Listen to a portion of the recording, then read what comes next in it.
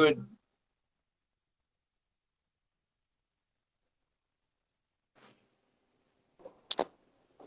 Hey man. Hello. Hey, how's it going, buddy? Good, good. How are you? Good, man. How's your day been? Not too bad. Thank you. Whoa, there's like static, dude. I think it's from your Hold on. earphones, probably. Hold on. No, I think it's the fan. Can you hear me now? Yes, there's a bit of static here and there when you move your hand around, but other than that, you're golden. Okay. I'll stay still. How's your day been, man? How's your day been?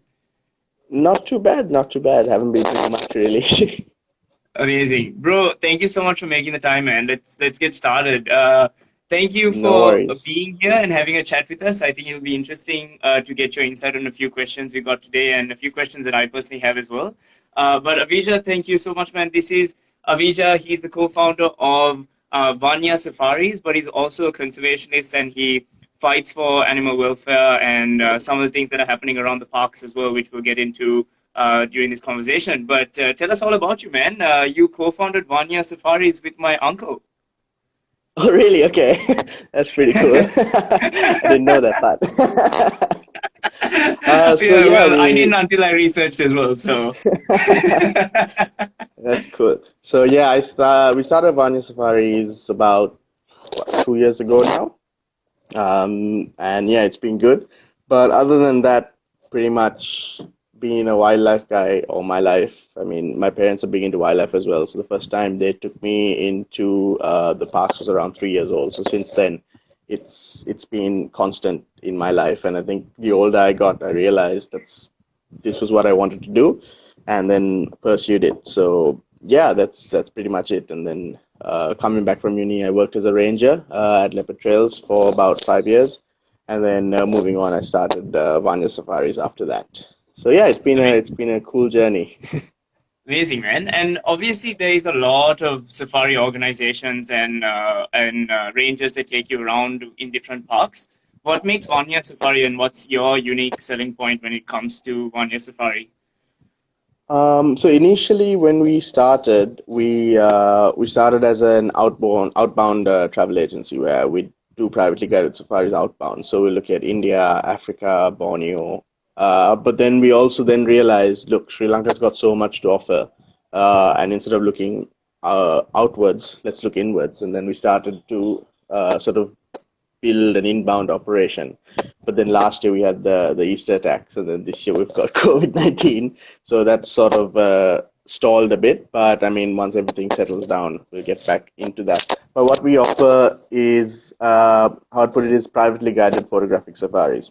So there's two types of safaris. I mean, there's the photographic safari where you get photographic enthusiasts and photographers coming on because they're looking for a different type of safari. They're looking for perfect light. They're looking for a certain angle to take the picture at, or they're looking for a certain shot. So you need to be able to read the animal's behavior and so on and so forth in order to help get them the shot. And then also just guided safaris because a lot of the time, I mean, given in the time that I've spent in the jungle, you see people going to the park. A lot of friends of mine have gone to the park as well. And I mean, they're sitting in the jeep and they see an elephant, and then the driver or the guide or whoever just says that's an elephant. But there's way more to it. Sort of what the elephant is doing, why the elephant is doing that at that time. And there's so much more. You need to interpret what's happening because for me, nature is a canvas. You need to read what's happening. It's a book. So you need to be able to read. So that's what happens when with interpretive guiding. You get a lot. You get more out of what you're seeing and a Amazing. better experience, a more fulfilling experience. Absolutely, man. And I've been to two safaris. I've been to in my life. That was one. It was in I think 2018, and one was this year.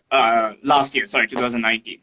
So I went to Vilpattu, and that was the experience where the tour guide just like took us by and didn't really explain things to us, and we just like took a few pictures and just kept moving on. And then the 2019 one was I went with Sarat, one of my closest friends, Sarat, and he's a wildlife photographer as well. And we went to Yala, and we just went to find a leopard, and he just like he worked with the tracker, and he was just like telling him like where to go and where to stay and it was just like a shit show because there were so many trucks there, and it was just like super hectic, right? But like, yeah, I get it because like uh, that's one of the biggest things, right? Trackers don't really, or like the people who take you on a tour guide don't really explain things to you, and like foreigners don't know whether they're paying for something that's worth it or not, right? Um, do you think that's ruining the safari industry in the long term? Look, there's two ways of looking at it in my opinion. So number one, you get the wildlife department trackers who are employed by the Department of Wildlife Conservation. So they're essentially government employees. So there's two types. There are those who come on volunteer basis and those who are permanent. The thing is, those who are permanent, they do go through training, but it's not in-depth training, and the lack of English is a big issue. So they'll sit in the Jeep and with whatever broken English they have, they'll sort of get the message across sort of to the tourist. But then now with increased crowds in Yala, you're seeing Jeeps going in without trackers. So basically the driver becomes your tracker. I mean, there are so many drivers in Yala and Wilpath who have taken it upon themselves to learn English, to learn more about the wildlife because they realize the value of proper guiding and proper safari. So they have taken the responsibility on themselves. But then also at the same time, you need to look at the type of tourists coming. Majority of tourists who visit a park just come to just check I've seen an elephant, I've seen a leopard, I've seen this. So for them, they don't really want to know about it. If you explain to them, yes, they will listen, but they're just coming to check those things off the list. Oh, I've seen a leopard, take a picture. So most of these drivers, that's what they are doing. They get into the park and they just race around trying to show them a leopard, because in their eyes, leopard equals tip. So the better the sighting, the bigger the tip, essentially. So that's where it's going wrong. Whereas if they realize the value of guiding, you don't even need to show the guest a leopard. You can sit at the waterhole the whole day and just have a look at all the birds and all the animals coming to it, and you'll still have a very fulfilling safari. Amazing. And let's talk about conservation for a second, which is another problem that's happening around parks and around wildlife as well.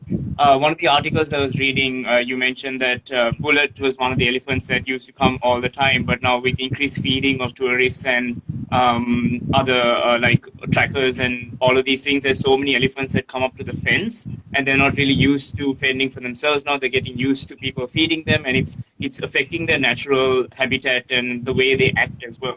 So can you just talk a little bit about that and how people should actually behave towards this?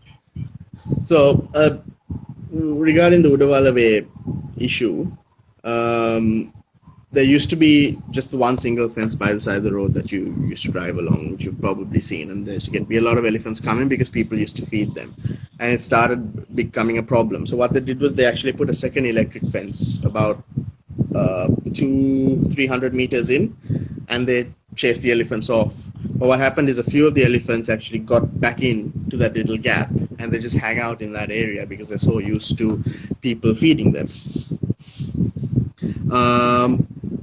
But the main thing is they're coming to the fence because people are feeding them.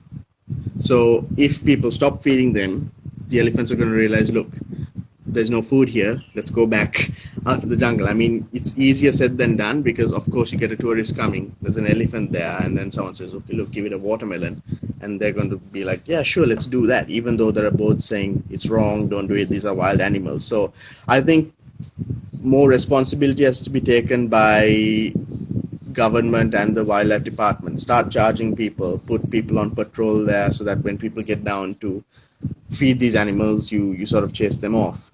But along the Udawala Way stretch as well, you get all those houses. So the people there also make a livelihood out of it because they're selling the fruit to the foreigners to feed the elephant. So it's all a very delicate balance. Yeah.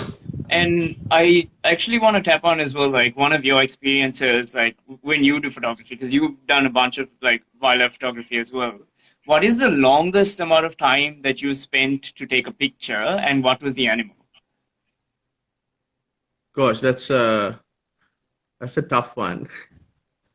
And Actually, where, wait, no, actually? so I was in Yala Block 5. Yeah, I was in Block 5, and there was this water hole that the leopard came to pretty much every day. and we always missed it. So the first day I got there and I spent about an hour. Guy never showed up. Then I came back the next day, spent about an hour and a half, nothing. And on the third day, I told my guests, I was like, look, I'm pretty confident that this leopard's going to show up, so let's stop here. So we got into the park at midday, so about 12:30, drove right up to the waterhole, parked the Jeep there, and we just waited. And we were waiting and waiting. So many cool things came to the waterhole. We had a couple of terrapins, we had some deer, we had an elephant coming. So it wasn't boring, but we were waiting. And then around 4 o'clock, so now we've been sitting there for about 3.5 hours, 4 hours. We were getting really bored, and I was still hopeful that the leopard would come. So I told the guests, look, we'll just wait a little more. And then about 5 o'clock, we heard alarm calls deep into the forest. So they were about 200-300 meters into the forest. We heard the monkeys alarming. So when you hear a monkey alarm call, that's sort of a 90% chance the leopard's there, because monkeys only alarm call when they see the animal. So I told the guests, I said, look, there is a leopard in the area. Let's just wait. So we waited, and then I said, look, at 5:30 we'll leave, because we had to get out of the park as well by 6.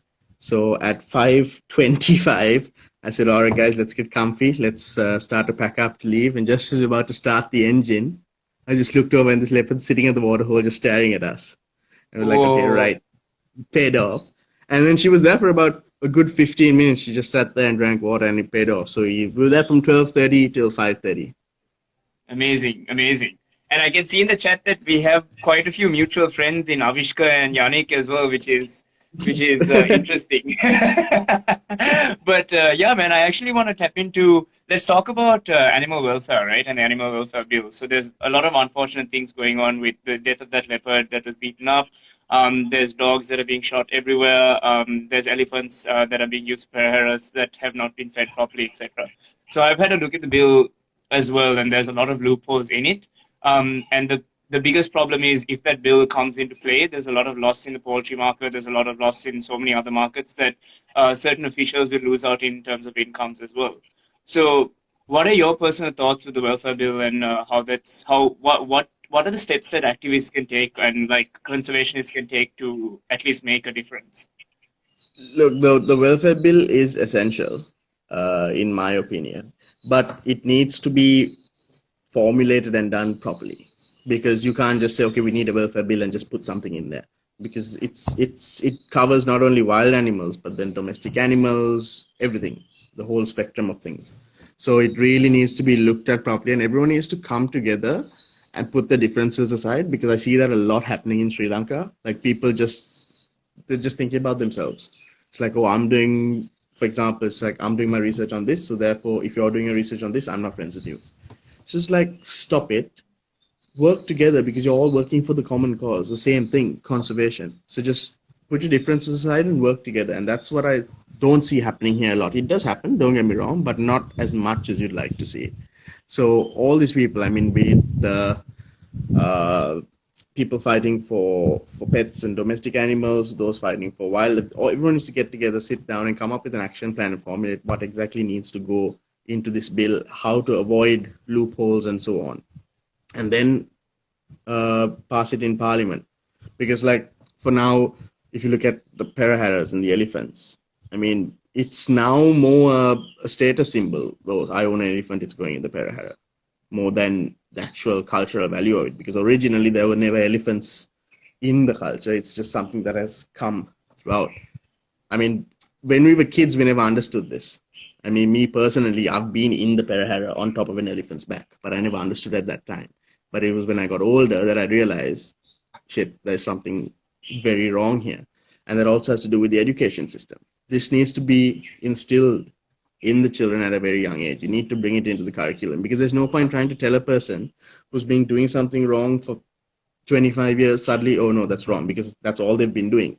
You need to start telling them from a young age, look, this is what should be done. So they need conservation to be introduced into the curriculum, animal welfare, all these things, so that they actually have a knowledge on it. I mean, yes, you get the rare cases where poachers, they've been poachers all their life, they turn for the better and they become rangers and conservationists. That's in the odd case. But you need more people to realize it.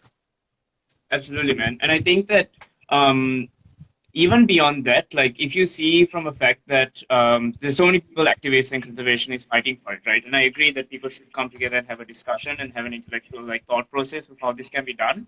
But the thing is, there's also a lot of people from the top who will be affected in terms of policy making as well. So like when people are coming together and working and reaching their way on top, and they're being pushed over and over again, if you had a chat with one of those conservationists or activists, what would you tell them? What would your open conversation with them be? Look, I can understand their frustrations because some of these people have been trying to make a change for years and years. But because of the political situation in the country and everything's politicized here, they haven't. They're just trying to fight for the same thing. So it does get frustrating. And I do understand how people will be put off. So that's a very sort of a sensitive topic as well. But I guess you can't, if you're fighting for the cause, you just need to keep fighting. You just can't give up. Um, Absolutely. And I and think just to add on, that's go where ahead. Yeah, sorry. my point of if everyone comes together, because the more people you have fighting for the same thing, your voice is louder and stronger. Because if you have three people working on the same thing but not willing to cooperate, what's the point? If everyone comes together, you have a bigger backing, and you just rally the troops and then say, look, we need to do this. Absolutely. And I think it's that, and as well as what you said before, education. I think if we're thinking about this long term, education will be a big factor in how people act in the future as well. So yeah, man, let's talk about the fun side of Avijja for a second. There's a lot of people loving it and I can rocking it see on the that. chat. I appreciate that. Like I love it. I love it when the chat's active. You have taken an interesting approach to maintaining your self isolation. I saw your story on one of my someone I followed, and basically said your story and like your journey across your home had made their day, and it made my day as well. Because I was just like, this guy is funny as fuck. Like where did this guy come from? Like you literally documented things around your house and made it so entertaining. Can you tell us a little bit about that? Yeah, so I mean, ever since I got back from uni, I've always been in Yala or Wilpattu, basically outdoors. It's the first time I've ever been in one place. This is the longest time I've ever been in one place. And thank God for the garden I have. I get to spend a lot of time outside. So I thought, hey, I was a ranger slash guide in Yala. Let's do a little safari in my own garden. So I did the first one, and everyone loved it. So I thought, hey, I should just keep doing this. So I did about three during the day, and then I did one in the night, and then probably do another one or two this week as well. So yeah, it was sort of okay. Everyone's stuck in the house and apartments. Let's give them something to enjoy, sort of thing. Amazing, man. And the thing is, like, so, like, let's talk about that, right? The fact that you're stuck in a place and you're making the best out of the situation. There's a lot of people that aren't making the best of the situation, like myself. Like, I find my morning super hard. I can't, like, I advocate for mental health a lot. I go through that shit as well. So, like, how do you, like, if you spoke to someone who is so outdoorsy and so extroverted and so into getting out of the house and they're stuck now, what would you tell to those people and how to deal with the situation? And you can't say watch The your stories. no, it's sort of the first way I look at it is why are we stuck in? It's all for our good. There is a greater reason for this. So first of all, you need to wrap your head around that because if you don't, then it really affects you. Secondly, just find things to keep active. Like for me, like I walked around the garden twice and I was like, okay, now I've done it. What do I do next? So then I just took my camera out, started taking pictures. The last 2 weeks I've been taking pictures of spiders, like just to keep myself busy. So find something that you sort of enjoy and like. And I mean, talk to your friends on Zoom, whatever, just keep active. Don't fall into a hole or into a rut because the minute you do that, it's very tough to come out because I mean, as you can see from the comments, I'm a very outgoing person. So like, it is tough. I mean, literally, this is like what now it's been a month that I've been stuck at home. So it Yeah, is tough, but you need to get around it. So amazing. I And spend like, a lot of time in the garden and cook with the family. It's family time. I mean, we do a lot of things together now. So yeah. amazing. And like, what's the most interesting thing you found at home? Huh. Most interesting thing I found. Lots of cool things. I mean, plenty of bird life, lots of snakes and stuff like that. Most interesting thing I've found. So actually, so Anya, who does the fishing cat project, she just put a Oh camera trap yeah, just outside the house. yeah. So she just put a camera trap, and I said, "Look, put a camera trap here because we probably have fishing cat and whatnot." So she came, set up a trap, camera trap, and we found tracks that day. And then a few days later, on the camera trap, we had fishing cat, we had jackal. We still have jackal, and this is in Talavatakoda. Still, like just on the outside of Colombo, and there's still jackal, there's porcupine, there's everything. It's like a mini zoo here. So I mean, there's a lot of cool things. Last night there were a couple of owls in the garden, so it's just all about keeping busy. And because I'm a very outdoorsy person, I just spend a lot of time out Amazing. there. And let's talk about passion for a second, man. Like, I feel like there's a lot of people who aren't as privileged to follow their passions, and they're stuck doing things that they don't necessarily want to do, or a blueprint that their parents have set out for them. Whether that's being a lawyer, doctor, corporate person, whatever it is, right? Um, I'll talk about it from a personal standpoint first, so then I can add a bit of context. So I have a single mom growing up. She's been through a lot in life, domestic abuse. She has been judged by family, all of those things. But like she is someone who always pushed me to pursue my passions and do what I love. And yes, money is not the biggest factor, and has never been the biggest factor in my life, and we've struggled financially. But I'm happier, right? But there's a lot of people where they're stuck in a position where they can't necessarily pursue their passion, or they've been told by parents and close friends and family saying that their passion may not be sustainable in the long run. And you've clearly been someone who has pursued their passion along with Amrit. So tell us a little bit about it, man, and tell us what you think about passion, especially in a Sri Lankan context. Passion for what you're doing is very important. I mean, if you don't have passion for what you're doing, then why do it? Why bother? But I get the argument where, especially coming from a South Asian background, where you have a lot of pressure from your parents. And I was lucky because my parents told my brother and I both, just go do what you want to do, because we don't want to tell you do this, and we don't want to live vicariously through you. So they pushed us to do what we really wanted to do, because my dad's an architect and he could have easily said, no, you must become an architect, but none of that. But you see that happening a lot in Sri Lanka, where people are pushed to do what they don't want to do. They do it, and then they're just resentful and bitter for the rest of their lives.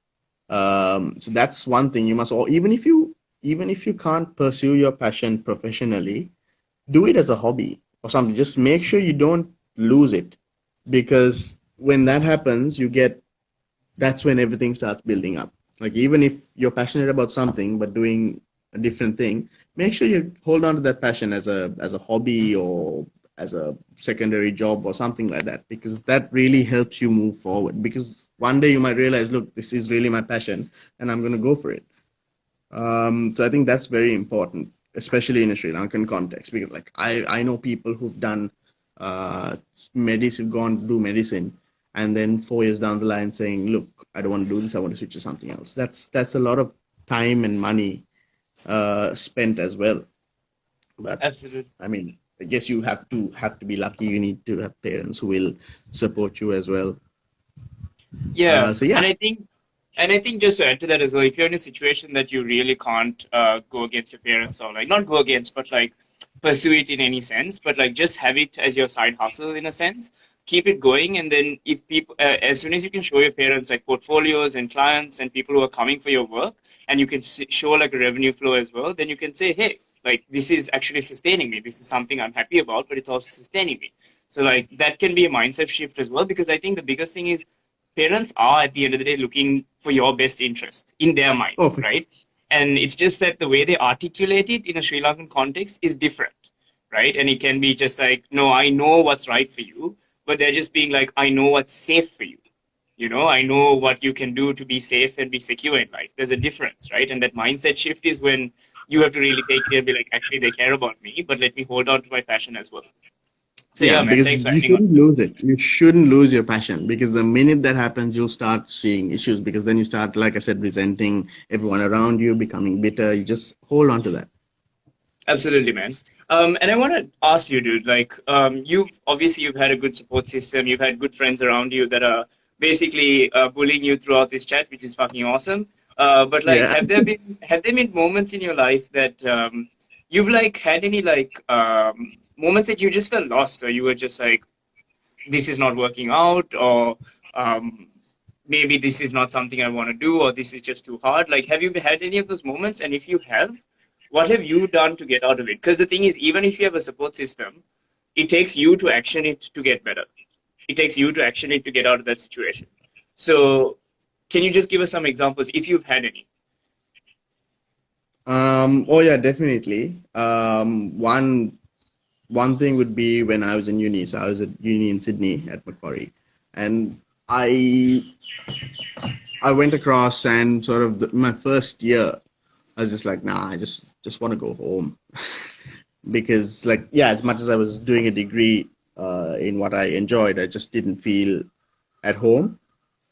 And then it was sort of, I was in a bit of a hole, but then I made up my mind to be like, look, I'm doing this to improve and better myself. So let's get out of this hole and just carry on. And I did that, and then finished my degree and got a dream job as soon as I finished. And yeah, so it all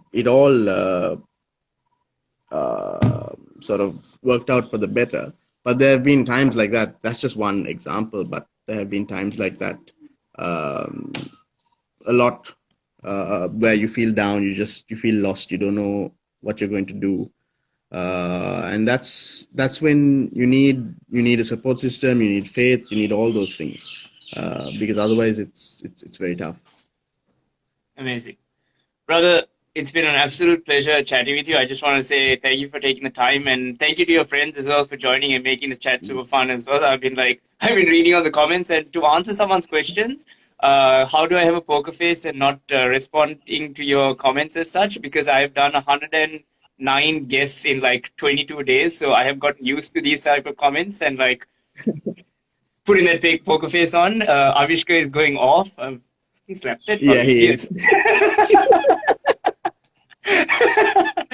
But brother, thank you so much, man. Thank you for taking the time. And I just want to ask you one more question, man. This live is going live for kindness, so I just want to ask you what kindness means to you in your life. What kindness means to me in my life. Spread love, be loved. Spread joy and happiness. Amazing, short and sweet. Make people laugh. And I think you're doing that, man. I can't wait for your next story series. I think you should keep doing that because it's fucking hilarious. But dude, thank you so much for taking your time. I leave your final thoughts to you. Where can people find you in terms of social media? And what plans for 1 year safaris in the future? And any final thoughts? Yeah, so my Instagram page is there at Avijja Fonseka, and then there's the 1 year safaris page as well. Plans for the future, yeah, like big plans after everything settles down, setting up our inbound stuff, and then more safaris to Africa and India. So we'll keep everyone posted via social media, but we'll get back into the groove after all of this settles down. So just everyone be strong, stay safe. We'll get through this quickly. Amazing, man. And any final thoughts? Not really. Be happy. Stay happy. Amazing, brother. Amazing. Thank you so much for making the time, man. Have a beautiful day ahead, and I can't wait to see you more content. Thank you. Cheers. See you, buddy. Bye.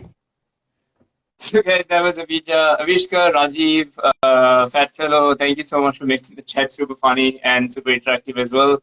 Show Avijja some love and Johnny as well. Thank you so much, buddy.